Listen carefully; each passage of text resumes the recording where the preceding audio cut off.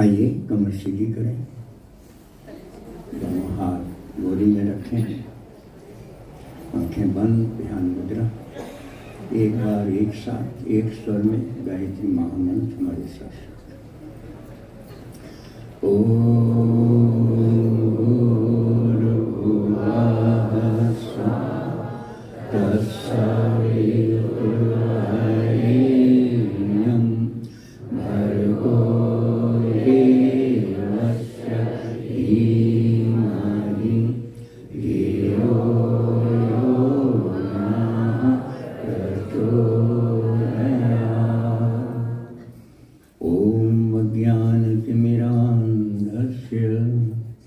ज्ञानाञ्जनशलाकया चक्षुरुन्मीलितं येन तस्मै श्रीगुरवे नमः।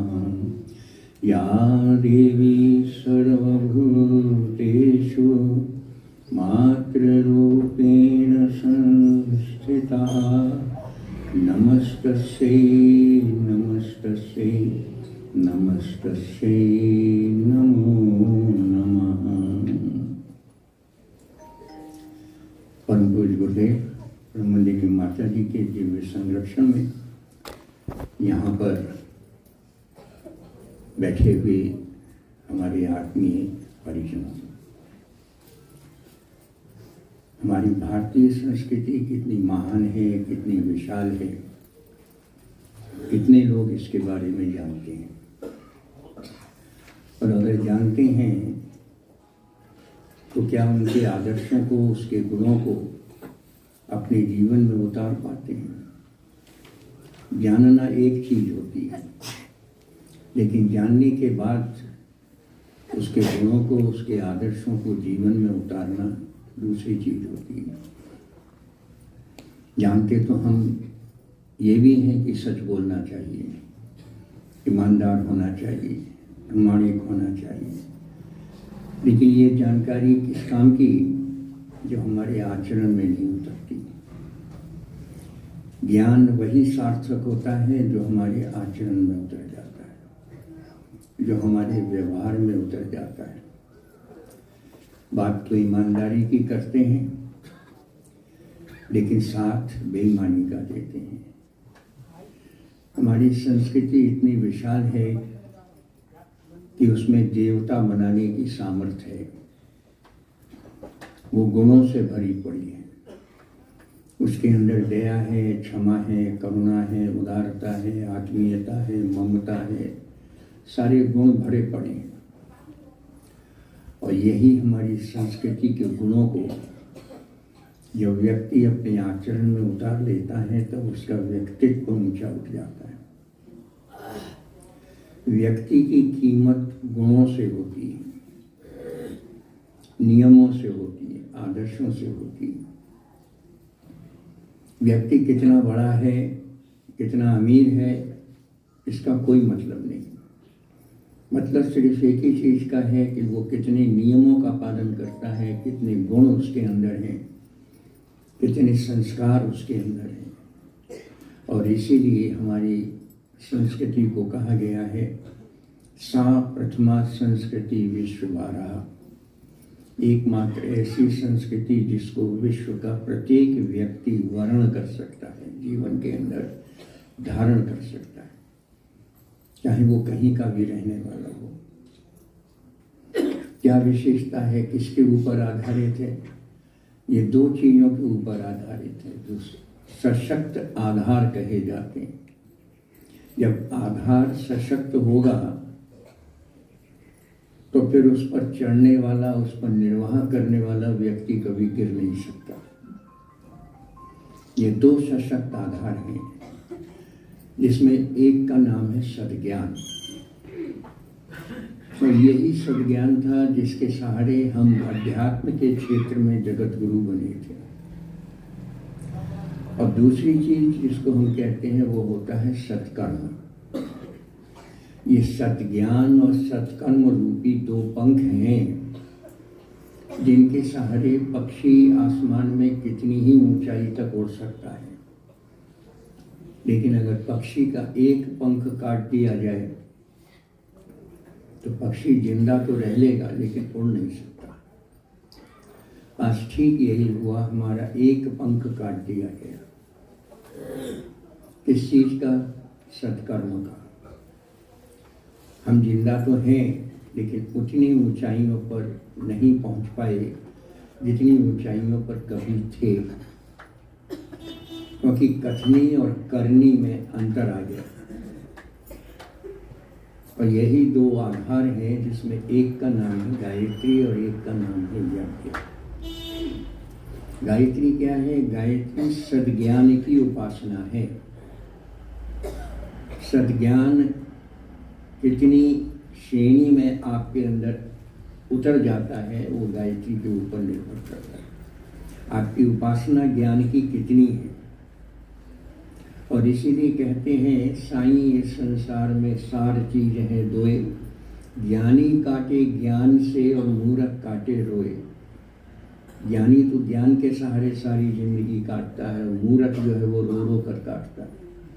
गायत्री कुछ नहीं है, गायत्री सद्ज्ञान की उपासना है। सद्ज्ञान जब जीवन के अंदर आता है तो मनुष्य गलत काम नहीं करता, श्रेष्ठ कर्म की तरफ अग्रसर हो जाता। और सत्कर्म क्या है? सत्कर्म यज्ञ है, यज्ञ और कुछ नहीं है। और इसीलिए कहा भी गया है यज्ञ वै श्रेष्ठ कर्म। यज्ञ कुछ भी नहीं है बल्कि यज्ञ श्रेष्ठ कर्म है। हम जो यज्ञ करते हैं ये संकेत की भाषा है, ये वास्तु यज्ञ है। और ये वास्तु यज्ञ भी ये बहुत सारे संकेतों को हमको देता है। भगवान की उपासना एक संकेत की भाषा है। संकेत जानते हैं ना? जब संकेत हमको मिलता है तब हम उसके अनुसार काम करते हैं। गाड़ी में बैठकर जा रहे हैं, चौराहे पर लाल बत्ती आ गई, हमने गाड़ी रोक दी। ये क्या है? संकेत है कि आपको गाड़ी रोक लेनी चाहिए। अगर आप गाड़ी नहीं रोकोगे तो दुर्घटना हो जाएगी। ये संकेत की भाषा है। और जब हरी बत्ती हो जाती है तो हम गाड़ी को चला देते हैं। किसी ने हमारे कान में तो नहीं कहा कि गाड़ी रोक दो और गाड़ी चला दो, नहीं, ये संकेत हैं। ऐसी भगवान की पूजा के संकेत हैं। यज्ञ जो करते हैं वो संकेत की भाषा है। भगवान क्या हमारी महत्वाकांक्षाएं मनोकामनाएं पूरी कर देता है? नहीं, भगवान पूरी नहीं करता है। हम जब भगवान के गुणों को जीवन में उतार लेते हैं तो वही गुण हमारी महत्वाकांक्षाओं को पूरा करते हैं और कोई नहीं करता। इस संकेत की भाषा है। भगवान को मुरझाया हुआ फूल थोड़ी चढ़ाते हैं, भगवान को ताजी बगिया का तोड़ा हुआ फूल चढ़ाते हैं, बासी फूल थोड़ी चढ़ाते हैं। भगवान को भरी भराई जिंदगी, भगवान मतलब आदर्श, भगवान मतलब नियम, भगवान मतलब अनुशासन, भगवान मतलब कायदे और कानून। इनके लिए जवानी दी जाती है, भरी भराई जिंदगी दी जाती है, बुढ़ापा नहीं दिया जाता, भरी भराई जिंदगी दी है। इसी प्रकार से यज्ञ जो है वो हमको ये बताता है कि प्रारंभ से ही श्रेष्ठ कर्म करने के लिए अग्रसर हो, तब उसकी आदत बनेगी। ऐसी थोड़ी हो जाएगी एक दिन में सब हो जाएगा। हम रोज करते हैं, किस लिए करते हैं? क्योंकि मनुष्य का एक स्वभाव है, अच्छी चीजों को भूल जाता है और बुरी चीजें उसको याद रहती हैं। इसीलिए ये हमारे पर्व और इसीलिए ये हमारे त्योहार बार बार आते हैं। इसीलिए हम बार बार यज्ञ करते हैं। इसीलिए करते हैं कि वो अच्छी चीजें जो हैं वो हमको याद रहें। लेकिन फिर भी वो याद नहीं रहती। आधे घंटे याद रही, पौन घंटे याद रही, फिर भूल गए। क्यों? क्योंकि गिरना आसान है, उठना मुश्किल है। ऊपर से कोई भी चीज छोड़ोगे तो वो नीचे गिरेगी, लेकिन नीचे से ऊपर लाने में श्रम लगता है, परिश्रम लगता है, नहीं लगता, आराम से नहीं आती ऊपर, इसलिए गिरना आसान है। तो वो श्रेष्ठ कर्म जो हमको ऊंचा उठाते हैं, जिससे आत्मसंतुष्टि मिलती है, जिससे समाज का कल्याण होता है, वो यज्ञ कहलाता है। खाली लकड़ियों को जलाकर और घी की आहुति दे देना या सामग्री डाल देना यज्ञ नहीं है। अगर ऐसा यज्ञ होता तो एक आग की भट्टी जला लेते और एक बोरी हवन सामग्री डालकर कह देते स्वाहा, हो गया हमारा यज्ञ। काय को रोज रोज के झंझट में पड़े, एक ही दिन डाल दो स्वाहा। नहीं, ये क्या है? ये एक दर्शन है, फिलॉसफी है, जो हमको त्याग और परमार्थ की भावना सिखाता है। त्याग क्या मतलब? सैक्रिफाइस। सैक्रिफाइस का मतलब क्या? नहीं साहब किसी पशु को ले आओ और बलि दे दो, नहीं, ये नहीं होता। सैक्रिफाइस का मतलब अपने अंदर की पशुता की बलि दीजिए। हमारे अंदर जो पशुता है, हमारे अंदर जो कषाय कल्मश हैं, हमारे अंदर जो बुराइयां हैं, उन बुराइयों की बलि दीजिए। बुराइयों की तो बलि देते नहीं हैं हम, और पशु की बलि दे देते हैं। नहीं, ये चीज नहीं है। अपने अंदर जो ऐसी चीजें हैं जो हानिकारक है, उनको त्यागना चाहिए और दूसरों के हित में काम करने के लिए आगे बढ़ना चाहिए। तो यज्ञ क्या है? कोई भी ऐसा काम जो ऊंची भावना से समाज के कल्याण के लिए किया जाता है, उसको यज्ञ कहते हैं। कोई भी ऐसा काम जो ऊंची भावना से समाज के कल्याण के लिए किया जाता है, उसको यज्ञ कहा जाता है। खाली स्वाहा स्वाहा का नाम नहीं है यज्ञ। यज्ञ क्या है? अपने अंदर के कषाय कल्मशों पर अंकुश लगाना। लोभ, मोह, अहंकार, कामवासना, क्रोध, इनके ऊपर अंकुश लगाना यज्ञ है। हम इनको अंकुश लगा पाते हैं नहीं। यज्ञ तो रोज करते हैं, लेकिन क्रोध की कोई सीमा नहीं। यज्ञ रोज करते हैं, लेकिन लोभ इतना है कि हर जगह बेईमानी, हर जगह भ्रष्टाचार, हर जगह मिलावट। यज्ञ रोज करते हैं, लेकिन काम वासना ऐसी है कि आज समाज में क्या स्थिति बन गई है हमारी। ये सारी चीजों पर अंकुश लगाना हमारा यज्ञ कहलाता है। यज्ञ बांटने का सिद्धांत है, लॉ ऑफ डिस्ट्रीब्यूशन, देने का सिद्धांत, लेने का नहीं है, देने का सिद्धांत है, बांटने का सिद्धांत है। यज्ञ के लिए आप देखते हैं ना, कितनी चीजें इकट्ठी करी हैं, संविधाएं करी हैं, घी करी है, सामग्री करी है, और सारी चीजें हैं। बाद में क्या बच जाता है? बताइए क्या बचता है? एक मुट्ठी राख बच जाती है। बाकी क्या किया यज्ञ भगवान ने? यज्ञ भगवान ने सब बांट दिया, सब बांट दिया। लेकिन हम यज्ञ करने वाले, बांटने के नाम पर तो मुट्ठी बंद रहती है हमारी, और लेने के नाम पर हाथ फैले रहते हैं, लाइए लाइए। तो ये यज्ञ थोड़ी। ये सारी चीजें इसलिए हैं कि इनको हम अपने दैनिक कृत्य में, जीवन में उतारने का प्रयास करें। वरना जिंदगी भर यज्ञ करते रहोगे और जीवन में कुछ नहीं उतारोगे तो कुछ मिलेगा? कुछ नहीं मिलेगा। मिलेगा तब जब इसको जीवन में उतारोगे। इसीलिए ये सारी चीजें जब जीवन के अंदर उतर जाती हैं, तो हमारा जीवन यज्ञमय बन जाता है। जीवन को यज्ञमय बनाना हमारा लक्ष्य है, हमारा उद्देश्य है कि हमारा जीवन यज्ञमय बन जाए। लेकिन जीवन हमारा यज्ञमय बनता नहीं, तो फिर खाली स्वाहा स्वाहा करने से कुछ मिल जाएगा? नहीं, कुछ नहीं मिलेगा। जिंदगी भर करते रहिए। यज्ञ के अंदर 3 क्रियाएं चलती हैं, 3 चीजें होती हैं। एक चीज का नाम है क्रिया, एक चीज का नाम है भावना, एक चीज का नाम है विचारणा। ये 3 चीजें हैं। हम बैठे तो हैं वहां पर, फिजिकल रिप्रेजेंट है, शरीर हमारा वहां बैठा हुआ है यज्ञ करने के लिए, लेकिन हमारा मन कहाँ घूम रहा है हमें नहीं मालूम। कहाँ घूम रहा है? कहीं बाहर घूम रहा है, कहीं घर में घूम रहा है, कहीं ये सोच रहा है कि जल्दी से ख़त्म हो तो हम यहाँ से उठकर जाएं, नाश्ता करें, चाय पिए। घूमता है? नहीं घूमता है। यानी विचार हमारे कहीं कहीं घूमते रहते हैं, बाहर के बाहर। और तीसरी चीज क्या है, हमारी भावना है नहीं। जबरदस्ती किसी ने कह दिया यज्ञ कर लो तो हम आ गए, बैठ गए। क्या जाता है साहब, एक मुट्ठी सामग्री डाल दी, स्वाहा स्वाहा कर दिया। ये तीन चीजें हैं, एक है भावना, एक है विचारना, एक है क्रिया। हम इन तीन चीजों में से दो चीजों को तो बिल्कुल ओमिट कर देते हैं और तीसरी चीज को याद रखते हैं, जिसका नाम है क्रिया। कैसे भी हो, किसी भी तरीके से हो, अग्नि जल रही है, जगह है या नहीं है, हमने नियम माने हैं या नहीं माने, अनुशासन माना है कि नहीं माना, बस सामग्री डाल दो अग्नि में, हो गया हमारा ये। पीछे से ही फेंक दो, कोई हर्ज नहीं होता, हो गया हमारा ये। नहीं है ये कि नहीं है। आपकी भावना है कि नहीं है, आपकी विचारणा है कि नहीं है। ये तीनों चीजें जब उपस्थित होंगी तब हमारा यज्ञ पूर्ण होता है।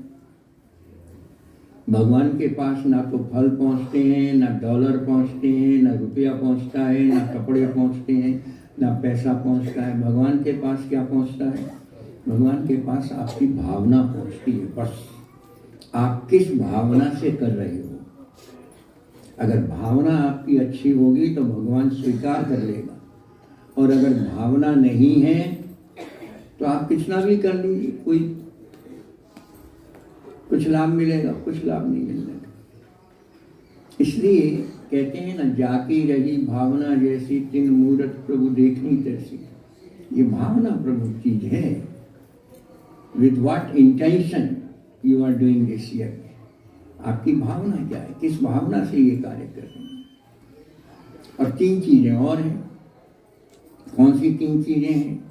धीरे धीरे, सोच समझकर, श्रद्धा के साथ। ये तीन चीजें हैं। हम धीरे धीरे तो करते नहीं, कहते हैं पंडित जी जल्दी जल्दी कराइए, जल्दी जल्दी कराइए। और पंडित जी भी क्या है, उनको पैसा चाहिए, जल्दी जल्दी करा देते हैं, दीजिए साहब। हम धीरे धीरे करें, सोच समझ कर करें, ये क्या कर रहे हैं। षटकर्म करे जाते हैं ना, उनके पीछे क्या महत्व है, क्यों कर रहे हैं ये षटकर्म, किस लिए कर रहे हैं।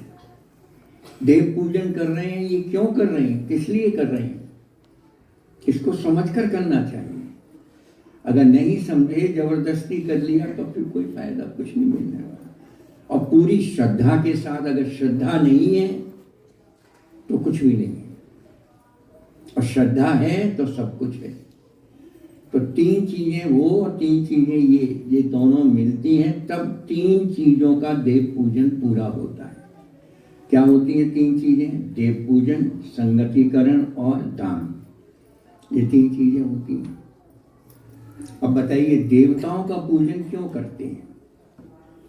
देवता क्यों कहते हैं? देवता इसीलिए कहते हैं कि वो देते रहते हैं, इसलिए उनका नाम देवता पड़ गया। देने वाले का नाम देवता, जो निस्वार्थ भाव से देता है, किसी के साथ भेदभाव नहीं करता है। हमारे भारतवर्ष में भी 33 कोटि देवता निवास किया करते थे, क्योंकि उनकी देने की प्रवृत्ति थी, लेने की नहीं थी। आज क्या है? आज देने की खत्म हो गई, आज लेने की हो गई साहब।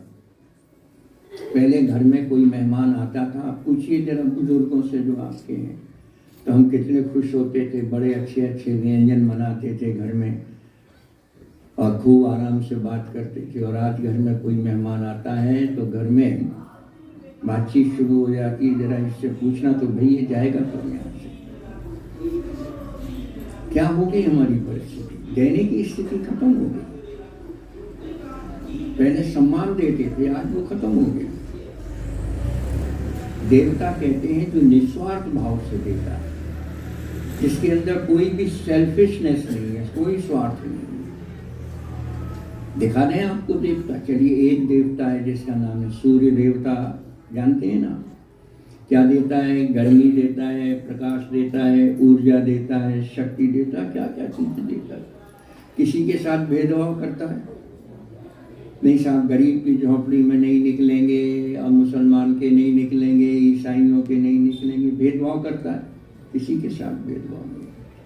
और देता है। आप क्या देते हैं बदले में उसको? कुछ देते हैं बदले में? कुछ नहीं देते साहब। नहीं साहब, उतना प्रकाश और उतनी ऊर्जा और उतनी गर्मी हम बिजली से कर लेंगे, बल्ब जला लेंगे, हीटर जला लेंगे। कर लीजिए आप, बड़ी अच्छी बात है, जला सकते हैं, लेकिन बल्ब को देवता नहीं कहते। क्यों? क्योंकि देना पड़ता है। क्या देना पड़ता है? बिजली का बिल देना पड़ता है। अगर बिल नहीं दोगे तो क्या हो जाएगा? कनेक्शन कट जाएगा। कट जाएगा? नहीं कट जाएगा। बिल का बिल देना पड़ता है, वो देवता नहीं। यहाँ क्या देना पड़ता है? कुछ देना पड़ता है? कुछ नहीं देना पड़ता। इसलिए सूर्य देवता कहते हैं। और कौन सा देवता? वरुण देवता, पानी बरसता है। ये सब क्या है? ये सब देवता। अगर पानी बरसना बंद हो जाए, सूखा पड़ जाएगा, त्राही त्राही हो जाएगी, उसका कुछ बिल देना पड़ता है। और घर में अगर नल लगाए म्यूनिसिपैलिटी का, आप बिल नहीं दोगे तो क्या होगा? कनेक्शन कट जाएगा। नल देवता नहीं कहलाते, वरुण देवता कहलाते। और दिखाते हैं कौन सा देवता? वायु देवता। कितनी सांस लेते हैं आप जिंदगी में? जब बीमार पड़ते हैं तब इसकी कीमत मालूम पड़ती है। अस्पताल में जाकर जब डॉक्टर कहता है ऑक्सीजन का सिलेंडर लगाना पड़ेगा, इसकी कीमत इतनी है, लाइए पहले पेमेंट करिए, तब मालूम पड़ता है। भगवान ने ये चीज़ क्या दे रखी है? मुफ्त दे रखी है, लीजिए आप ऑक्सीजन। इसीलिए ये क्या है? देवता कहलाते हैं। देवता का मतलब क्या हो गया? इसका व्यवहारिक ज्ञान क्या है? व्यवहारिक ज्ञान ये है कि घर में जितने भी बड़े हैं उनका सम्मान करना चाहिए। हमारे माता हैं, हमारे पिता हैं, हमारे भाई हैं, हमारी बहन हैं, हमारे जेठ हैं, हमारी जेठानी हैं, जो जितने भी बड़े हैं उन सबका सम्मान करना चाहिए। हम यज्ञ तो करते हैं, यज्ञ में देव पूजन भी करते हैं, लेकिन घर जाकर अपने माँ बाप से झगड़ते हैं और अपने माँ बाप को वृद्धाश्रम में डाल देते हैं, तो फिर ये यज्ञ थोड़ी हुआ। यज्ञ वो हुआ जिसमें कि हम इसकी सीख को व्यवहारिक रूप में उतारें। बड़ों का सम्मान करना सीखिए। बड़ों को सम्मान ही नहीं देते, हम आदर भी नहीं करते। रामायण की चौपाई तो याद है, प्रातः काल उठकर रघुनाथा माता पिता गुरु नावई माता, याद है ना? हाँ बिल्कुल। लेकिन अपने माता पिता की चरण छूते हैं क्या? नहीं छूते। बड़ों के चरण छूते हैं नहीं, इसमें शर्म आती है। बड़ों का सम्मान ये कौन सिखाता है? ये यज्ञ सिखाता है। दूसरी चीज क्या है? संगतिकरण, तालमेल। सारे षटकर्म एक साथ करते हैं जितने भी लोग बैठे होते हैं, और उसके साथ साथ आहुति एक साथ डालते हैं, आगे पीछे तो नहीं डालते। क्या सिखाता है? यज्ञ सिखाता है तालमेल करना सीखो, साथ साथ चलना सीखो।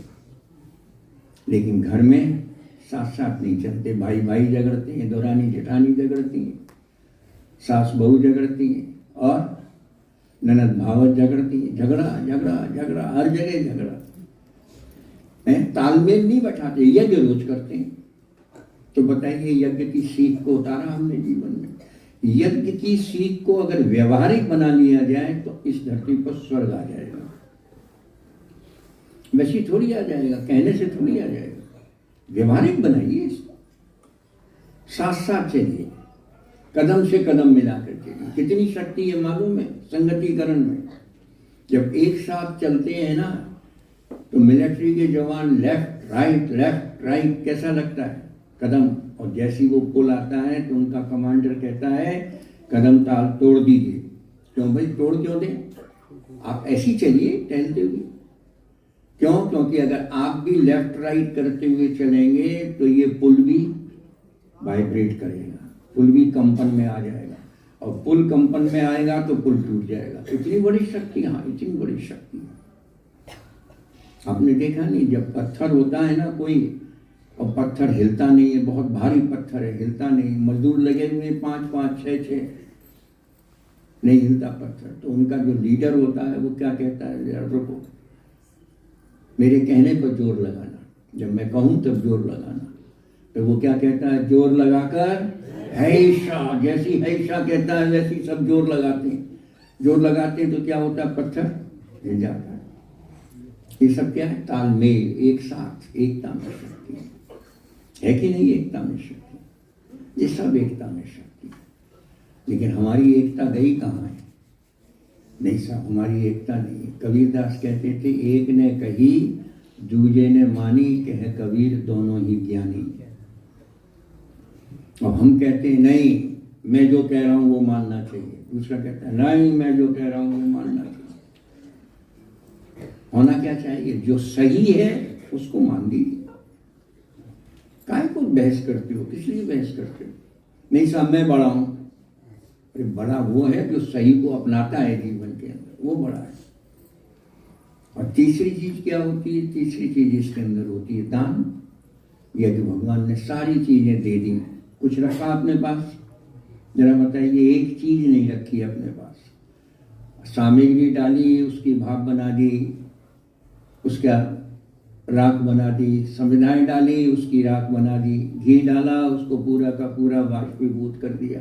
कुछ बचा बस एक मुट्ठी राख, सारा का सारा बखेर दिया, चारों तरफ बखेर दिया। ये और हम देते ही नहीं किसी को। देने के नाम पर मुट्ठी बंद है, किसी को देना नहीं चाहते। देने का मतलब खाली पैसे से नहीं है। बहुत सारी चीजें हैं जो हमारे पास हैं जो हम दे सकते हैं। बहुत सारी चीजें हैं, खाली पैसा ही नहीं है। मत दीजिए पैसा, रखिए अपने पास। लेकिन बहुत सारी चीजें आप प्यार तो बांट सकते हैं। जो बात गुस्से से कही, जो बात खींच कर गई, जो बात क्रोध में कही, वही बात अगर प्यार से कह देते तो कोई घाटा हो जाता आपको? जरा बताइए, कुछ घाटा हो जाता? कुछ नहीं होता घाटा। प्यार से कहकर अनजाने से भी काम करा सकते हो, लेकिन गुस्से से किसी से काम नहीं करा सकते। करा के देख लो, अपने बेटे से करा के देख लो, गुस्से से। अपनी पत्नी से करा कर देख लो, अपने पति से करा कर देख लो, गुस्से में कराओगे नहीं? बिल्कुल नहीं करा सकते। और प्यार से दुश्मन से भी करा लो आप। भाई सब जरा ये थोड़ा सा कर दीजिए। ये क्या है? प्यार बांट सकते हैं, समय बांट सकते हैं, श्रम बांट सकते हैं, अपनी प्रतिभा बांट सकते हैं, अपना ज्ञान बांट सकते हैं। ये सारी चीजें हम बांट सकते हैं, सारी चीजें हम दे सकते हैं। लेकिन हम एक चीज नहीं देना चाहते। आपस में बातचीत करके, गपशप करके समय बर्बाद कर देंगे, लेकिन अच्छे काम में समय नहीं लगाएंगे। क्या दे सकते हैं? कुछ नहीं दे सकते। देने के नाम पर मुट्ठी बंद। गुरुदेव एक कहानी सुनाते थे। वो कहते थे अफ्रीका के अंदर एक बंदर पाया जाता है। उस बंदर का नाम है चिंबून बंदर। बड़ा भयानक होता है, बड़ा होता है, खूंखार होता है। उसको पकड़ने के लिए शिकारी लोग नए तरीके अपनाते हैं। वो एक घड़ा बनाते हैं। घड़ा मिट्टी का नहीं, घड़ा किसका? लोहे का। और उसका मुंह इतना छोटा होता है कि बंदर का हाथ चला जाता है उसमें, लेकिन मुट्ठी नहीं जाती। मुट्ठी बंद करके डालोगे तो नहीं जाएगी, हाथ चला जाएगा। तो जहां पर बंदर होते हैं तो वो शिकारी लोग उस घड़े को जंजीर से बांधकर पेड़ से बांध देते हैं और बंदर को दिखाकर खाने की चीजें उस घड़े के अंदर डाल देते हैं और दूर बैठ जाते हैं। बंदर लालची होता है, खाने की खुशबू आती है, सूंघ कर देखता है, नीचे आता है, सूंघ कर देखता है, बढ़िया चीज है, उछक उछक कर देखता है, कोई है तो नहीं साहब, कोई नहीं है, तो बस झट से अपना हाथ डाल देता है। हाथ डाल देता है, चीज पकड़ में आ गई। अब पकड़ में आ गई तो उसने पकड़ ली, और पकड़ने के बाद जब हाथ बाहर खींचा तो हाथ फंस गया। अब फंस गया तो वो चिल्लाता है, वो भागता है। अब भाग पाता नहीं, क्यों? घड़ा बंधा हुआ है। अब भाग पाता नहीं तो वो क्या करता है, उसकी आवाज निकलती है, वो चिल्लाता है। तो शिकारी समझ लेते हैं कि अब शिकार फंस गया। बंदर होता है खूंखार, खतरनाक, तो शिकारी बैंत लेकर आते हैं लंबे लंबे और बंदर को मारते हैं। अधमरा हो जाता है बिल्कुल।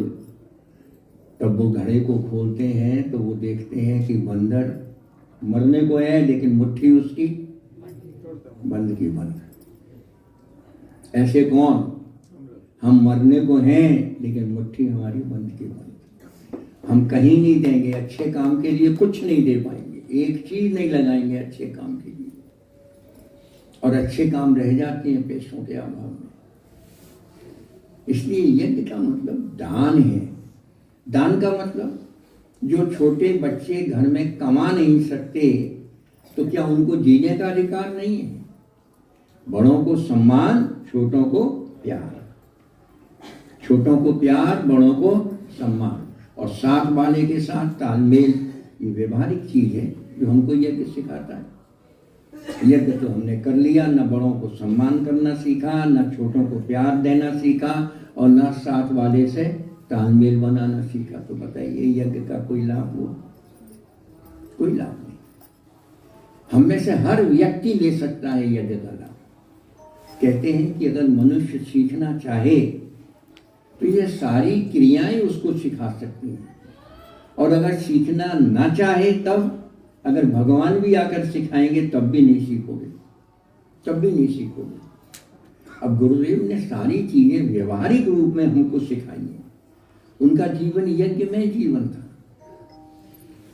छोटों को प्यार, कितना प्यार बांटा है उन्होंने समाज के साथ, आप देखा है ना।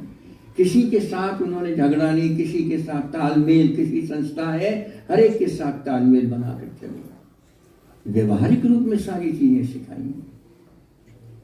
मित्रों, यज्ञ का मतलब होता है देना, बांटना। बहुत सारे यज्ञ हैं जो हमने जिंदगी के अंदर देखे। आपने विनोबा भावे का नाम सुना है ना। विनोबा भावे ने एक यज्ञ चलाया था, उस यज्ञ का नाम क्या था? भूदान यज्ञ। याद है ना आपको? भूदान यज्ञ। भूदान यज्ञ का मतलब, उन्होंने जमींदारों से जमीन ले ली थी जिनके पास बेकार पड़ी थी, बहुत सारी जमीन थी, और वो जमीन उन्होंने जमींदारों से लेकर किसको बांट दी थी? काश्तकारों को, जो काम करते थे, छोटे छोटे किसान। लेकर बांट देना, लेकर बांट देना, ये क्या हो गया? भूदान यज्ञ। दूसरा क्या है? ज्ञान यज्ञ। ज्ञान यज्ञ क्या मतलब क्या है? हमारे पास ज्ञान ज्यादा है, निस्वार्थ भाव से बांट दीजिए, बदले में मत दीजिए कुछ, निस्वार्थ भाव से बांट दीजिए। नहीं साहब, हम भागवत की कथा करते हैं तो पहले ठेका काय को लेते हो? 5 लाख का, 10 लाख का, 20 लाख का। निस्वार्थ भाव से अगर पैसा कम होता है तो बीच में कथा छोड़कर भाग जाते हो। ये यज्ञ नहीं हुआ, ये ज्ञान यज्ञ नहीं। ज्ञान यज्ञ वो हुआ जिसमें निस्वार्थ भाव से दिया जाता है। ज्ञान को बांटिए, निस्वार्थ भाव से बांटिए। और कौन सा यज्ञ है? सेवा यज्ञ होता है, निस्वार्थ भाव से सेवा कीजिए। आप देखते नहीं है गुरुद्वारे के अंदर कितने लोग आते हैं और निस्वार्थ भाव से सेवा करते हैं। आप कभी जाइए गुरुद्वारे में, चमचमाता हुआ मिलेगा आपको। हर चीज जो उचित स्थान पर रखी हुई मिलेगी। क्यों? क्योंकि वहां पर सेवा करने वाले लोग हैं। कितना बड़ा हो, कितना छोटा हो, आएगा, ईमानदारी से सेवा करेगा। और हम किसी आश्रम में जाते हैं तो बिजली जल रही है, जलने दो साहब, हमारा क्या जाता है? हम तो आए हैं यहाँ पर। पानी का नल बह रहा है, बहने दो भाई साहब, हमारा क्या जाता है? अरे इतना ही कर दो, अगर बिजली जल रही है, बेकार जल रही है तो बिजली को बंद कर दो। पानी बह रहा है, बेकार बह रहा है तो नल को बंद तो कर दो कम से कम। कोई चीज बेकार पड़ी है उसको उचित स्थान पर लाकर रख दो।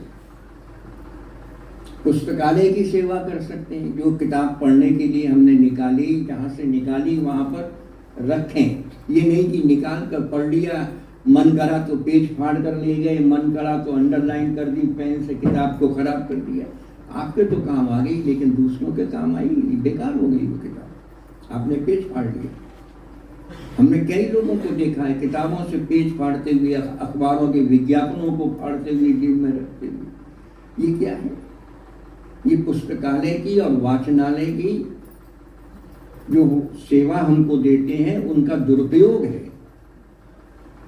आप डायरी ले जाइए, पेन ले जाइए, नोट करिए, आपको अच्छा लगा नोट कर लीजिए।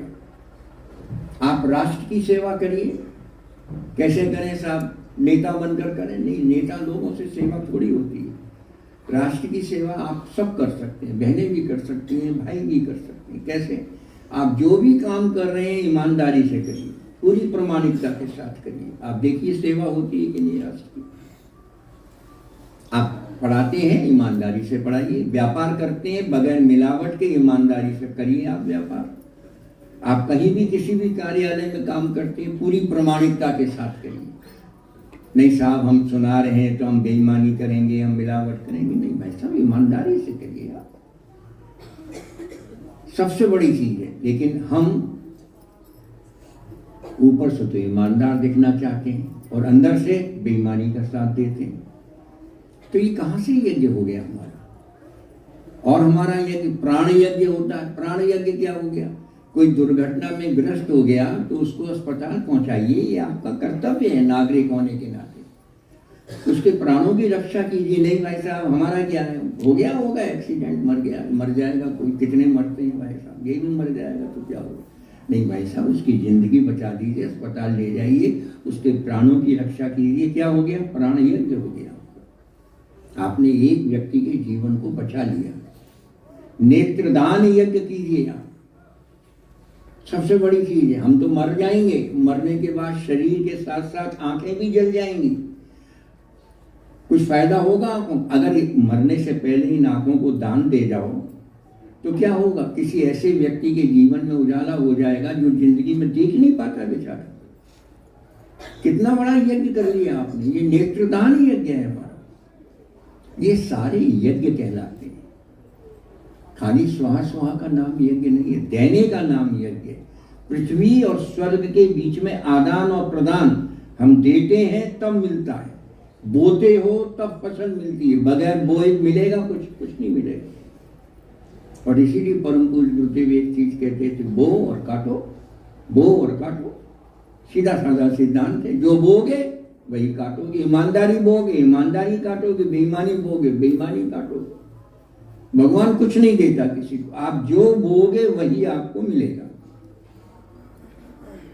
सबसे बड़ी चीज है ये मित्रों। ये सारे यज्ञ कहलाते हैं जिसमें दिया जाता है। देने की प्रवृत्ति का नाम यज्ञ है। लेकिन हमारी देने की प्रवृत्ति खत्म हो गई, हमारी लेने की प्रवृत्ति हो गई। हम तो लेना शुरू कर दिया। परम पूज्य गुरुदेव कहते थे, बेटा जब कुंभ का मेला आता है तो टेंट वालों की कमी पड़ जाती है। इतने टेंट लग जाते हैं मैदान के अंदर और आदमी बड़ा भ्रमित हो जाता है। कोई बाबा कुछ कह देता है, माइक वालों की कमी हो जाती है। माइक पता नहीं कहाँ से आते हैं, चिल्लाते रहते हैं। कोई कहता है हमारी बात सही है, कोई कहता है हमारी बात सही है, कोई कहता है हमारी बात सही है। बड़े परेशान हो जाता है आदमी। परम पूज्य गुरुदेव कहते थे, बेटा गीता प्रेस गोरखपुर ने बड़ी सस्ती गीता छापकर घर घर में गीता पहुंचाती। हर घर के अंदर गीता है, हर घर के अंदर रामायण है। हर घर के अंदर रामायण मिलेगी आपको। रामायण की चौपाइयाँ भी याद होंगी बहुत सारी। अखंड रामायण भी करते होंगे, न जाने कैसे कैसे पाठ भी करते होंगे। लेकिन गुरुदेव कहते हैं रामायण तो याद है, लेकिन कोई भी सीता नहीं बन सकी जो अपने प्रभु का साथ देने के लिए 14 वर्षों तक वन में जा सके। कोई भी लक्ष्मण नहीं बन सका जो अपने भाई का साथ देने के लिए राजमहल के सुखों का त्याग कर सके। और कोई भी भरत नहीं बन सका जो अपने भाई की खड़ाओं को लाकर राज सिंहासन पर रखकर नीचे बैठकर आदर्श के साथ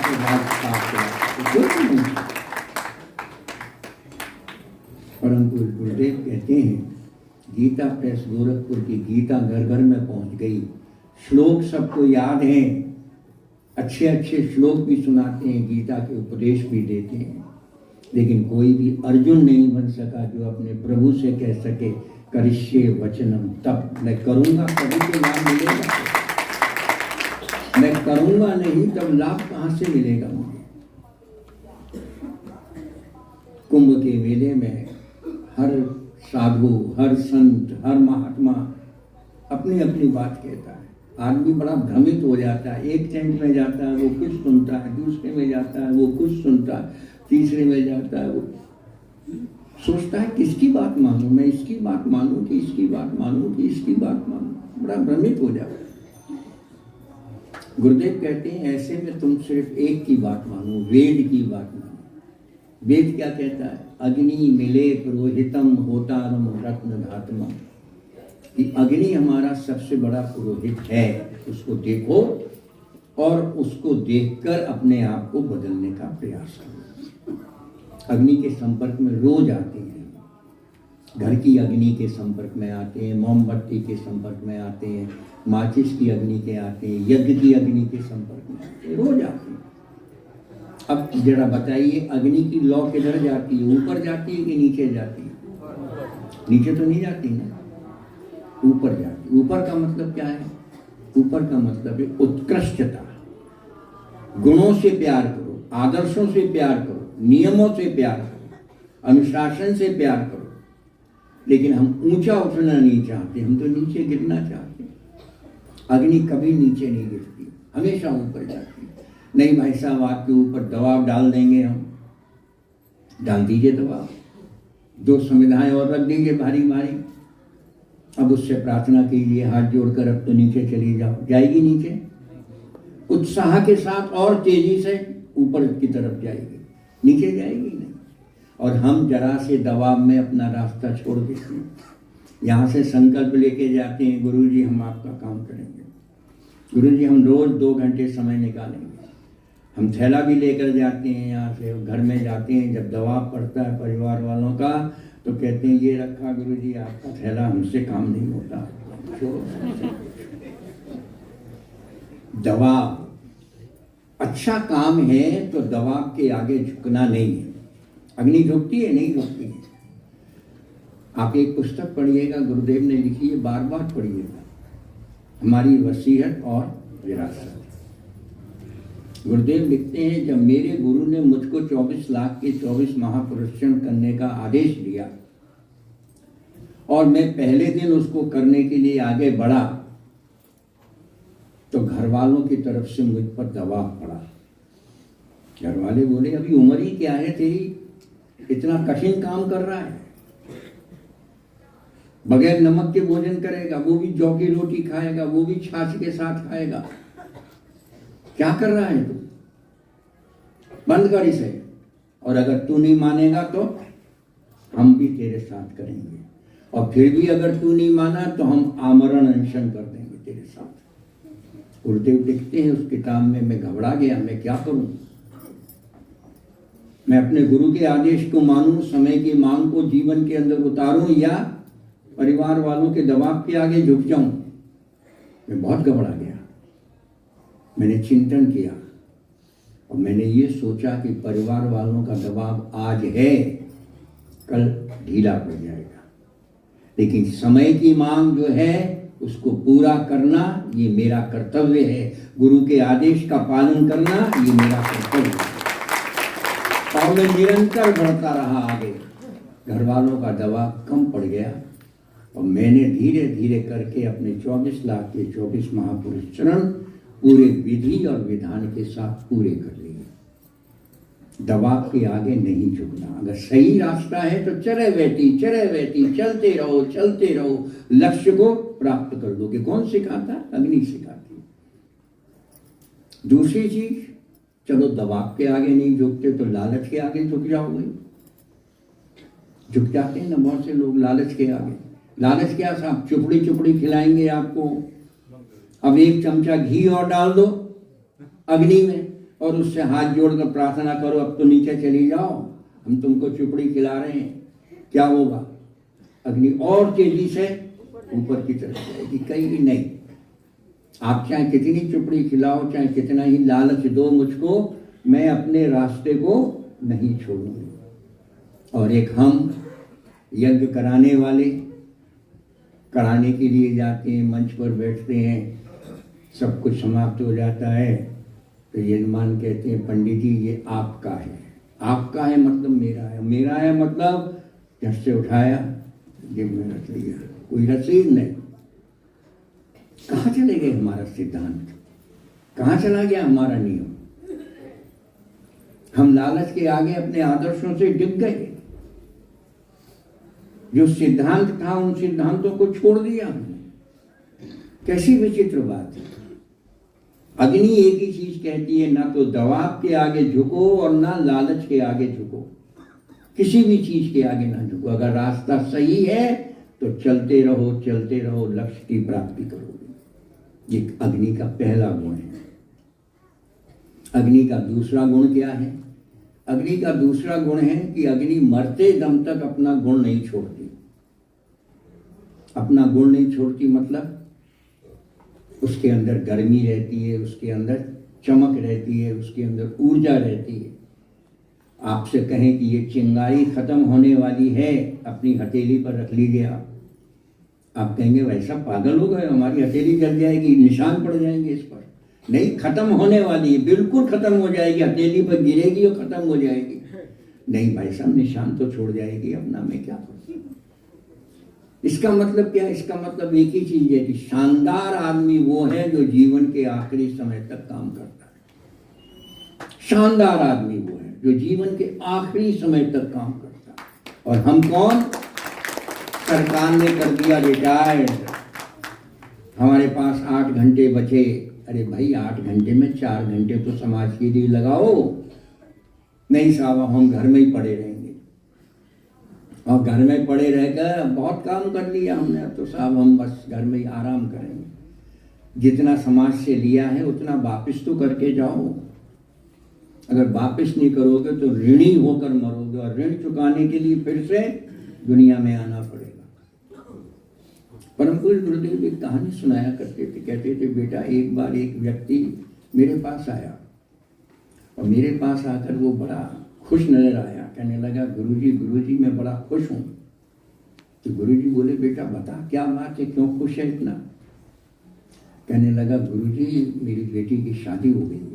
अरे ये तो बड़ी अच्छी बात है, जरा बता तेरी बेटी का घर कैसा है? गुरुजी मैं अभी उसकी बेटी के घर से होकर आया हूँ। बहुत बड़ा घर है उसका, बहुत अमीर घर में गई है वो, और उसके घर के अंदर इतने सारे नौकर हैं। गुरुजी मैं तो देखकर आश्चर्यचकित हो गया। खाना बनाने वाला एक, सब्जी लाने वाला एक, कपड़े धोने वाला एक, झाड़ू लगाने वाला एक, बाहर से 10-12 नौकर गिना दिए, इतने सारे नौकर हैं। गुरुजी मेरी बेटी को कुछ काम नहीं करना पड़ता। गुरुजी सुनते रहे। सुनने के बाद बोले, बेटा अब तू अपनी बेटी के घर कब जाएगा अगली बार? बोले, मैं जाऊंगा कुछ दिनों के बाद, फिर जाऊंगा। बताइए कुछ बात हो तो बता। हाँ बेटा तू जा, किसे जाए तो एक बात कह दीजिए। कह दीजिए गुरुजी ने एक बात कही है। क्या? एक नौकर और रख ले। गुरुजी इतने सारे तो नौकर हैं, कौन सा रह गया एक नौकर? गुरुजी बोले, बेटा तेरी बेटी को खाना खाने में तकलीफ होती होगी ना, तो वो एक नौकर रख ले, वो उसके हिस्से का खाना खा लिया करेगा, फिर तो बस उसको कुछ नहीं करना। और फिर वो एकदम झल्ला कर बोले, गुस्से में होकर बोले, बेटा तेरी बेटी खुश नहीं है, दुनिया की सबसे दुखी बेटी है, सबसे दुखी बेटी है। बोले आप क्या कह रहे हैं? बोले हाँ बेटा सबसे दुखी बेटी है। 6 महीने बाद तू जाकर देख लेना, तेरी बेटी फूल कर ऐसी कुप्पा हो जाएगी, ना तो उसका पैर चलेंगे ना उसके हाथ चलेंगे, गठिया का रोग हो जाएगा। बेटा जो चीज काम नहीं करती है वो बेकार हो जाती है। दिमाग काम नहीं करता है, दिमाग कुचल हो जाता है। कहते नहीं कहते इसका दिमाग कुचल हो गया, दिमाग काम ही नहीं करता। हाथ काम नहीं करता, हाथ बेकार हो जाते। पैर काम नहीं करता, पैर बेकार हो जाते। घर के अंदर आप मशीन को रख दो 6 महीने के लिए, बेकार हो जाएगी। पेन से काम नहीं लो 6 महीने, पेन बेकार हो जाएगा। चाकू से काम मत लो, चाकू बेकार। सारी चीजें जिनसे काम नहीं लिया जाता क्या होती है?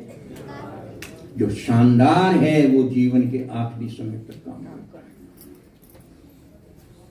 गुरुदेव ने जिस दिन उनका महाप्रयाण हुआ था 2 जून 1990, उस दिन भी हमारे और आपके लिए काम किया। उस दिन भी वो लिख कर गए थे हमारे और आपके लिए। शानदार व्यक्ति जो जीवन के आखिरी समय तक काम करता है। और क्या है अग्नि का गुण? अग्नि का गुण और भी है। क्या गुण है? अग्नि प्रकाश देती है।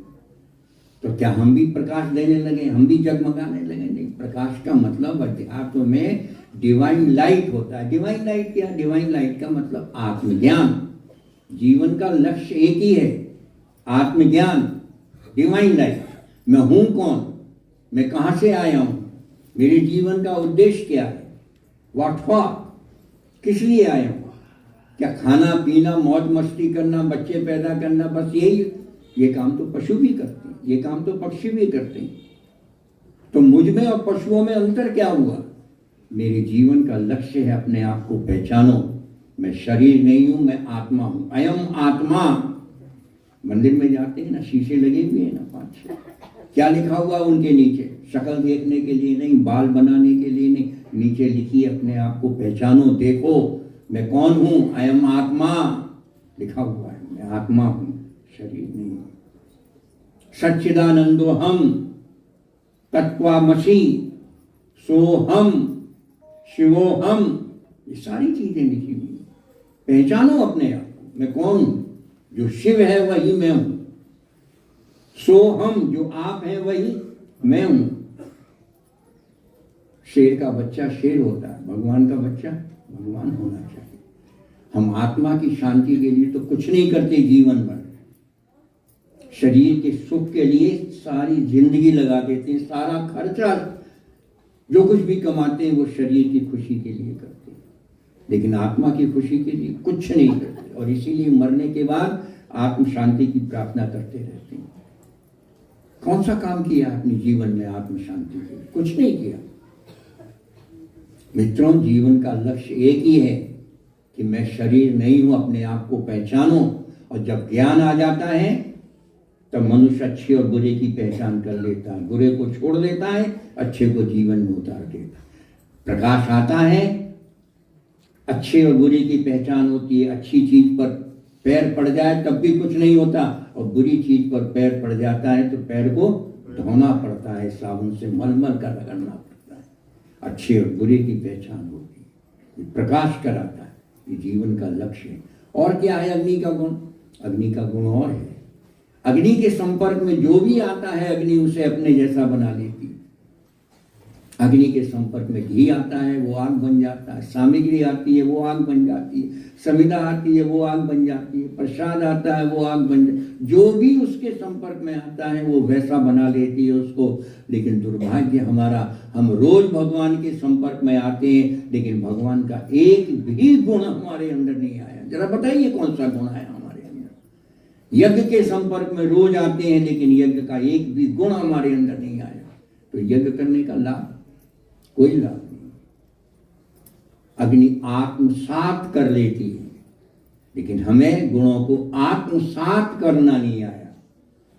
कोई भी गुण हमने जीवन के अंदर नहीं उतारा। अनुशासन हमारे जीवन से गायब रहा। दया, क्षमा, करुणा, उदार, सारी चीजों को हम लुप्त करके बैठ गए। और कौन सा गुण है? अग्नि के दो गुण और हैं, दो कह लीजिए चाहे एक कह लीजिए।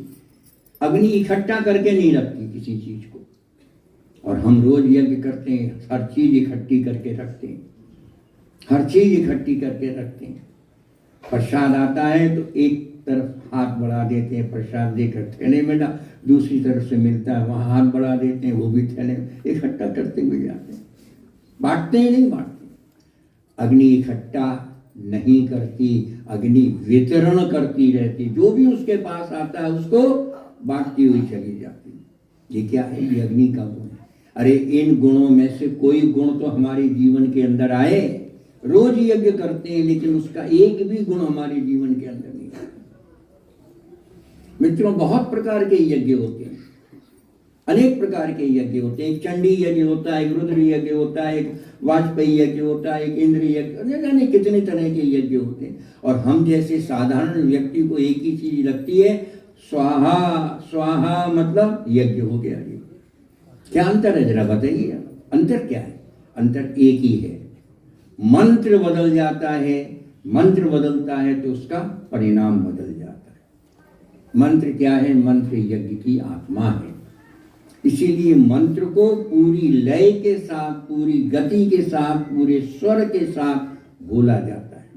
जब आज भी गांव के अंदर ओझा और फकीर अपने मंत्रों से सांप और बिच्छू का जहर निकालने का दम भरते हैं, तब ये तो वेद मंत्र हैं जिनको गाया जाएगा, जिनको बोला जाएगा, तो ये कितना परिणाम दे सकते हैं। कल्पना करिए आपने इसकी, कभी कल्पना नहीं करिए। वेद मंत्र कितने पावरफुल हो सकते हैं, शक्तिशाली हो सकते हैं। ये मंत्रों का प्रभाव है। संगीत के अंदर 7 स्वर होते हैं, सारे गामा पाधानी, और उन्हीं 7 स्वरों से सैकड़ों राग बन जाते हैं। कोई मेघ मल्हार राग बनता है, कोई दीपक राग बनता है, कोई श्री राग बनता है, कितने राग बनते होते हैं, लेकिन स्वर केवल 7 ही होते हैं। तरकश में तीर होते हैं, तीर निकालकर धनुष में लगाते हैं और मंत्र पढ़ते हैं तो वही इंद्रास्त्र बन जाता है। मंत्र दूसरा हो जाता है, वही ब्रह्मास्त्र बन जाता है। मंत्र तीसरा होता है, वही अग्न्यास्त्र बन जाता है। ये मंत्र की शक्ति।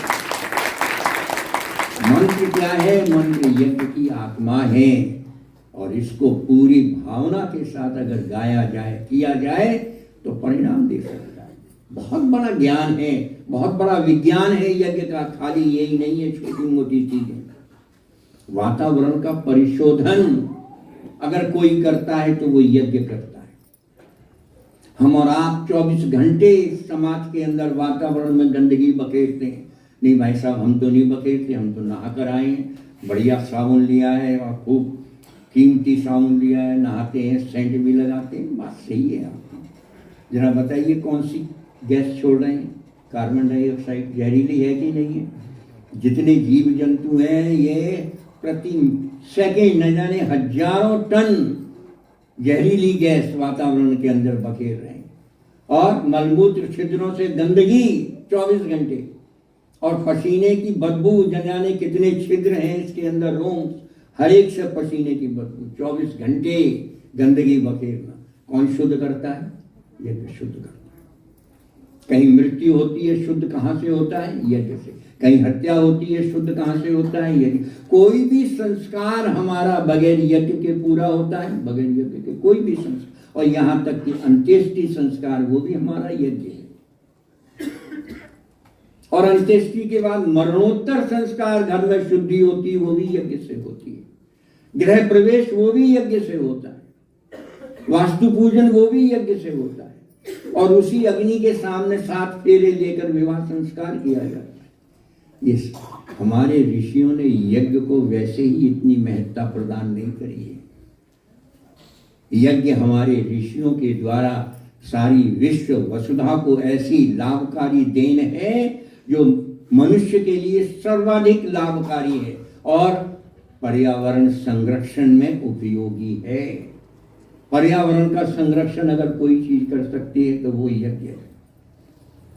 कोई चीज बर्बाद होती है? नहीं होती इसमें बर्बाद। किसी भी चीज को बर्बाद नहीं करते। नहीं साहब आपने इतना घी बर्बाद कर दिया, इतनी नहीं भाई साहब, विज्ञान कहता है कोई भी चीज नष्ट नहीं होती, अपनी अवस्था को परिवर्तित कर लेती है। ठोस से द्रव और द्रव से गैस बन जाती है। हम बगैर ठोस खाए हुए जिंदगी भर रह सकते हैं, लेकिन बगैर द्रव लिए हुए, बगैर पानी पिए हुए नहीं रह सकते। 20 दिन रह लो, 25 दिन रह लो, फिर पीना पड़ेगा। क्यों? क्योंकि शरीर के अंदर 70% भाग पानी का है। पानी की कमी हो जाएगी, डिहाइड्रेशन हो जाएगा। आप बगैर पानी के तो 20-25 दिन भी रह सकते हो, महीने भर रह सकते हो, लेकिन बगैर सांस लिए तो 5 मिनट भी नहीं रह सकते। किसकी कीमत ज्यादा है? हवा की कीमत। जिसकी कीमत ज्यादा है वो भगवान ने मुफ्त दे रखी है हमको। आप यहाँ रहो, चाहे घर जाओ, चाहे मध्य प्रदेश जाओ, चाहे बिहार जाओ, चाहे अमेरिका जाओ, चाहे हर जगह मुफ्त में मिलेगी। कोई टैक्स देना पड़ेगा इसका? कुछ नहीं। और जो उससे कम कीमती चीज है पानी, वो भी भगवान ने मुफ्त दे रखा है। हाय हाय काय की है जो सबसे कम कीमती चीज है, ठोस भोजन। हाय भोजन, हाय भोजन, हाय भोजन। कोई चीज बर्बाद नहीं होती। आइंस्टीन नाम के वैज्ञानिक ने कहा कोई चीज बर्बाद नहीं होती। पदार्थ को ऊर्जा में कन्वर्ट कर सकते हैं और ऊर्जा को पदार्थ में कन्वर्ट कर सकते हैं। E is equal to mc square. Energy can be converted into mass and mass can be converted into energy. आप खाएंगे नहीं तो ऊर्जा कहाँ से आएगी? जरा बताइए। आप बर्बाद कर रहे हैं। आप 10 दिन मत खाइए, आप कमजोरी महसूस करोगे। कहाँ से आएगी ऊर्जा? खाते हैं तो उसका ऊर्जा में कन्वर्शन होता है, एनर्जी में कन्वर्शन होता है। कोई चीज बर्बाद नहीं होती। साधारण चीज नहीं है। यज्ञ के पीछे बहुत बड़ा विज्ञान है। हम बीमार पड़ते हैं, डॉक्टर हमको गोली देता है। गोली कैसी होती है? ठोस। और गोली से ठीक नहीं होता तो डॉक्टर क्या कहता है? इंजेक्शन लगेगा। इंजेक्शन क्या है? द्रव। और द्रव से ठीक नहीं होता, सांस उखड़ी उखड़ी आती है तो डॉक्टर कहता है आपको ऑक्सीजन लगानी पड़ेगी। क्या है ये? गैस। ठोस से द्रव और द्रव से गैस। पानी से इंजन नहीं चलता है नहीं, लेकिन पानी की भाप बना देते हैं तो इंजन भी चलता है और अपने पीछे बोगियों को और हम जैसे लोगों को बैठाकर खींचता हुआ चला जाता है। बर्बाद होता है नहीं। पानी की गुप्त ऊष्मा 80 कैलोरी प्रति ग्राम है और भाप की गुप्त ऊष्मा 537 प्रति ग्राम है। 1 ग्राम पानी में इतनी गुप्त ऊष्मा लेटेंट हीट बढ़ जाती है, इतनी गुना हो जाती। और जबकि कितना पानी गर्म किया जाता है, कितनी ऊर्जा कन्वर्ट हो जाएगी, मालूम है आपको? ये सब क्या है? ये सब विज्ञान है। कोई चीज नष्ट नहीं होती। हमारी एलोपैथी, हमारी होम्योपैथी, हमारी आर्योपैथी, और इसके साथ साथ एक और है जिसको हम कहते हैं यज्ञोपैथी। यज्ञोपैथी से भी हम असाध्य रोगों का इलाज कर लेते हैं। लोहे से ज्यादा लोह भस्म की कीमत है, स्वर्ण से ज्यादा स्वर्ण भस्म की कीमत है। माइन्यूट, जो चीज जितनी माइन्यूट होगी, जितनी सूक्ष्म होगी, उसकी कीमत उतनी ही ज्यादा होगी। क्यों? क्योंकि उसको रगड़ा जाता है, माइन्यूट बनाया जाता है। और जब वो माइन्यूट बनती है, सूक्ष्म बनती है, तो उसकी शक्ति बढ़ जाती है। और यही सब इस विज्ञान के अंदर है। आप जब दीदी के पास जाते हैं तो दीदी आपको एक पुड़िया देती हैं। काहे की है? ये यज्ञ भस्म की है। आप सोचते होंगे ये क्या है, क्या नहीं है। इसका प्रयोग कीजिए, मेरे द्वारा किया गया कई बार। आप कहीं ऐसी अवस्था में हैं जहाँ ना डॉक्टर आपके पास है, ना सुविधा है आपके पास, और आपके पास अगर ये पुड़िया है, आप इसका प्रयोग करके देखिए कितना चमत्कारी प्रभाव होता है। करके तो देखिए। जड़ी बूटियों की आहुति दी जाती है, उसकी भस्मी है ये जो आपको दी जा रही है। साधारण चीज नहीं है। यज्ञ की हमारी 4 शक्तियां होती हैं। एक शक्ति का नाम प्रमाण्य शक्ति है, दूसरी शक्ति का नाम फल प्रदान शक्ति है, तीसरी का नाम बाहुलीकरण शक्ति है, और चौथी का नाम अया तया मता शक्ति है। 4 शक्तियां हैं। प्रमाण्य शक्ति हमको हमारे कर्तव्यों का बोध कराती है। आप यज्ञ करते हैं, लकड़ी के पात्र रखे रहते हैं, हर एक का कर्तव्य अलग अलग है। घी किसी से डालोगे, भस्मी किसी से निकालोगे, घी किसी में टपकाओगे, अलग अलग कर्तव्य। हमारे शरीर के अंगों का अलग अलग कर्तव्य। आंख का कर्तव्य अलग है, हाथ का अलग है, पैर का अलग है, मुंह का अलग है। हर एक के कर्तव्य का बोध कराने वाली शक्ति प्रमाण्य शक्ति। फल प्रदान, अगर आज भी यज्ञ पूरे विधि और विधान से किया जाए तो आज भी पूरा फल प्रदान कर सकता है। रामायण पढ़ी है ना? नहीं पढ़ी है? दशरथ के जब कोई भी पुत्र नहीं हुए थे, दशरथ व्याकुल हुए थे। क्या करना चाहिए? अपने गुरु के पास गए और कहने लगे, गुरुवर मैं निसंतान हूं, राजपाट कौन चलाएगा? गुरु ने कहा, आप मत घबराइए, हमारे शास्त्रों में विधान है, आप कराइए, पुत्रेष्टि यज्ञ कराइए। तो बोले आप जानते हैं? बोले हाँ मैं जानता हूं। तो कराते क्यों नहीं? बोले मैं करा नहीं सकता। क्यों नहीं करा सकते? मुझे विधि तो मालूम है लेकिन विधान नहीं मालूम। क्यों? क्योंकि इसके नियम को मैंने अभी तक जीवन में नहीं उतारा। तो दशरथ बोले क्या मैं निसंतान रह जाऊंगा? उन्होंने कहा नहीं, मुझे मालूम है एक ऐसा ऋषि है जो विधि भी जानता है और विधान भी जानता है। तब श्रृंगी ऋषि को बुलाया गया था। श्रृंगी ऋषि ने यज्ञ कराया था और यज्ञ की चरु को, यज्ञ के प्रसाद को 2 भागों में बांटकर 2 रानियों को दिया। उन्हें मालूम था कि दशरथ की 2 रानियां हैं। दोनों रानियों ने अपने अपने हिस्से का आधा आधा प्रसाद तीसरी रानी को दिया। तीसरी रानी के 2 पुत्र पैदा हुए और दोनों के एक एक पुत्र पैदा हुए। ये सब किसकी संतान? ये सब यज्ञ की संतान। यज्ञ पूरे विधि और विधान से किया जाए। विधान तो क्या है? विधान क्या है? जीवन जीने की कला। जो नियम है वो जीवन में उतारो, जो आदर्श है वो जीवन में उतारो। वो विधान तो है नहीं हमारे पास, तो फिर कहां से आएगा? बाहुलीकरण की शक्ति, मल्टीप्लाई कर देना। हम कितना खाते हैं? रोटी खाते, चावल खाते, दाल खाते, सब्जी खाते, सुबह खाते, शाम खाते, न जाने कितनी बार खाते। और यज्ञ भगवान को हमने कितने देवताओं को बुलाया और 4 इलायची दाने दे दिए, लीजिए साहब आप संतुष्ट हो जाएंगे। वो क्या करेंगे? मल्टीप्लाई कर देंगे, अनेक गुना बना देंगे और सब क्या हो जाएंगे? आत्मतृप्त हो जाएंगे, संतुष्ट हो जाएंगे। ये कौन करता है? ये यज्ञ करता है, आत्मतृप्त कर देता है, मल्टीप्लाई। और चौथी शक्ति है अया तया मता शक्ति। इसका प्रयोग विशिष्ट अवसर पर विशेष व्यक्तियों के द्वारा विशेष उपकरणों से किया जाता है। इसका सबसे पहला प्रयोग विश्वामित्र ने किया था। विश्वामित्र ने एक जीवित व्यक्ति को स्वर्ग में भेजा था। स्वर्ग वालों ने कहा हम जीवित व्यक्ति नहीं लेते, इसको वापस भेज रहे हैं। विश्वामित्र ने कहा नहीं, आपको लेना पड़ेगा, और वो बेचारा बीच में ही लटका रह गया, त्रिशंकु बन गया। विश्वामित्र बहुत क्रोधित हुए, उन्होंने कहा अच्छा आप नहीं लेते हैं तो मैं नया स्वर्ग बना देता हूं। और विश्वामित्र ने नए स्वर्ग को बनाने के लिए अपने कार्य को प्रारंभ कर दिया। देखता हूं मैं, हाहाकार मच गया। नया स्वर्ग बन जाएगा तो क्या होगा, किसका नियम मानेंगे लोग, इसका मानेंगे कि उसका मानेंगे, बड़ी त्राही त्राही हो जाएगी। सारे देवता इकट्ठे हुए और विश्वामित्र से प्रार्थना करी कि आप प्रभु इस शक्ति को वापस लीजिए। तब विश्वामित्र ने उस शक्ति को वापस खींचा था। और इसका दूसरा प्रयोग वेद मूर्ति तपोनिष्ठ पंडित श्री राम शर्मा आचार्य ने मथुरा में किया था। जब उनका यज्ञ हो रहा था तब उस समय कोई लोग भी मौजूद नहीं थे, तो उनके मित्र ने कहा आचार्य जी आप एक काम करिए, आप एक कुंड बना लीजिए, हम बैठ जाएंगे, माता जी बैठ जाएंगी, बच्चे बैठ जाएंगे, आपका यज्ञ हो जाएगा। तब आचार्य जी ने कहा था मेरा ब्रह्मास्त्र चल गया है और इस ब्रह्मास्त्र को रोकने की शक्ति अब ब्रह्मा में भी नहीं है। नया युग इस धरती पर आकर इसको कोई रोक नहीं सकता है।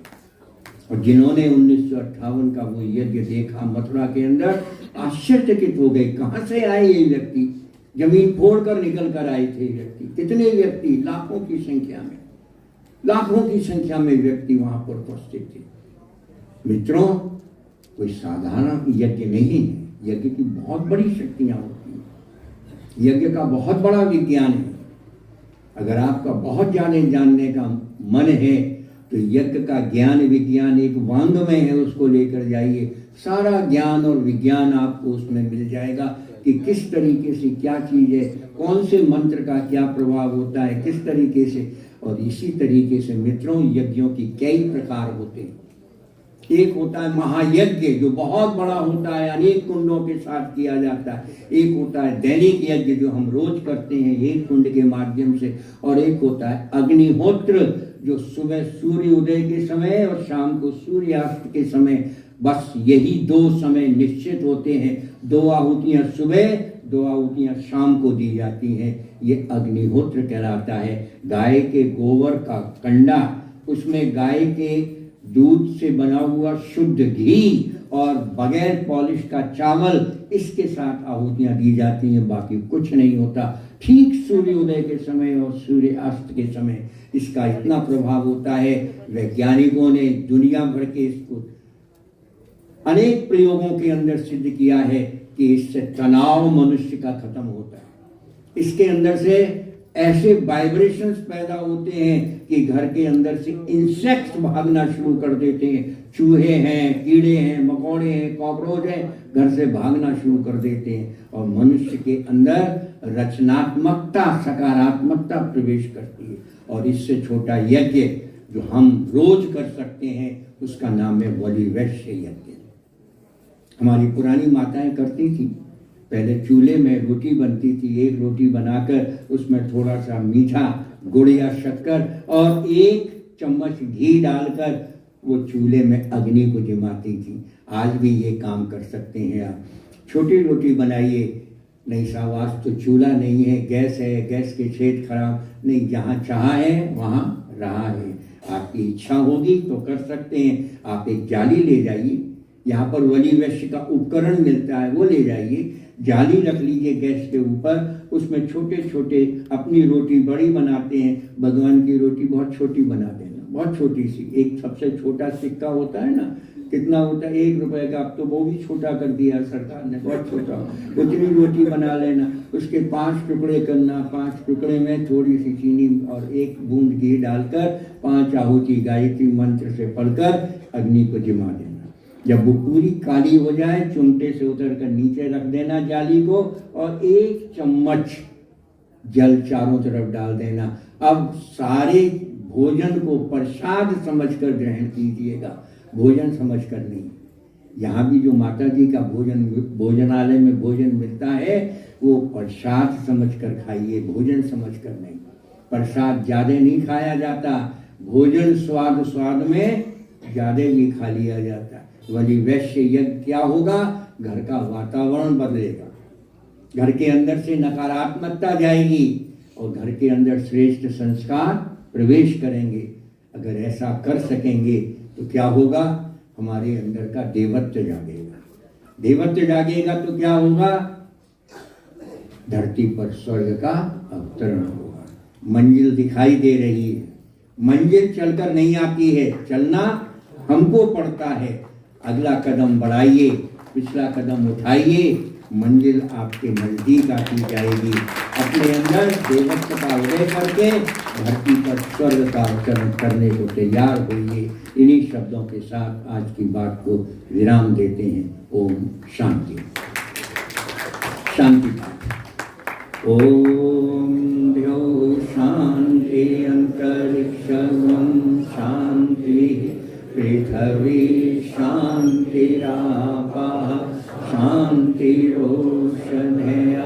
शांति वनस्पतयः शांतिर्विश्वे देवाः शांतिर्ब्रह्म शांति सर्वगं शांति शांतिरेव शांति सामा शांतिरेधि।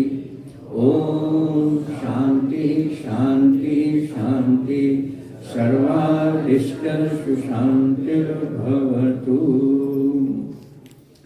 बहराइच से कितने लोग आए? इधर हाथ उठाएं।